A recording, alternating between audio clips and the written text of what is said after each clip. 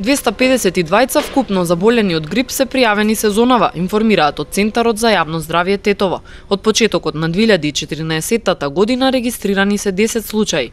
Во моментов доминира грипот од тип А, а во најризична група се вбројуваат децата до 4 години и лицата на возраст од 15 до 64 годишна возраст. Освен релативно високите температури кои се некарактеристични за овој период од годината, големо влијание врз влошувањето на здравствената состојба кај граѓаните има и аерозагаденоста, вели Светлана Трифуновска, доктор по семејна медицина. Временските услови јасно заради невообичаено големи високи температури за овој период од годината, а поголем акцент би стакнала на загаденоста на воздухот, како што знаете дека и самиот воздух е доста загаден, а многу влијаат на зголемување на бројот на пациенти со респираторни заболувања.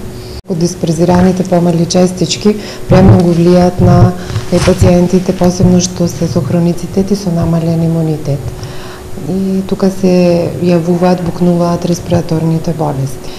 Инаку би нагласам дека овој период фреквентен е бројот на пациенти што имаат респираторни инфекции, посебно во екнија инфлуенцата, односно грипот и другите вирусни секако заболувања кои допринесуваат да букнат и другите хронични болести.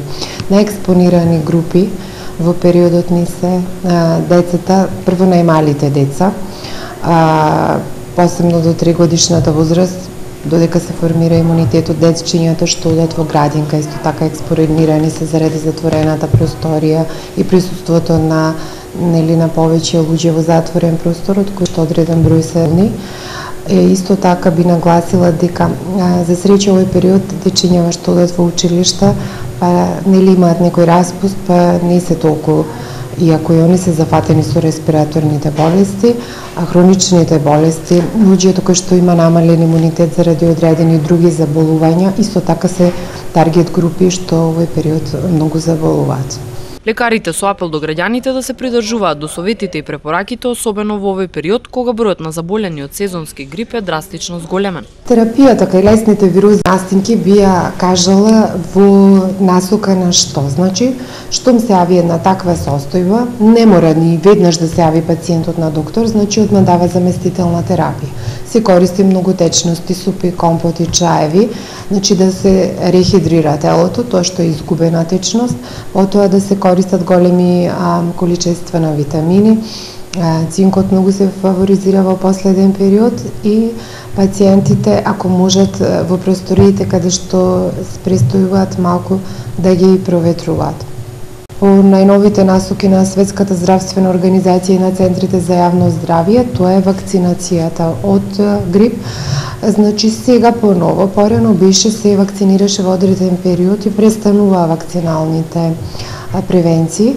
Сега има нови препораки од Светската здравствена организација, значи, еве би кажала тука, можеби некои од колегите уште не се запознаени со новите насоки за вакцинации, значи може да се вакцинира во цело време, таму каде што имаме ризични групи, тие што не стигнале да се вакцинираат, што се експонирани хронични ризични пациенти.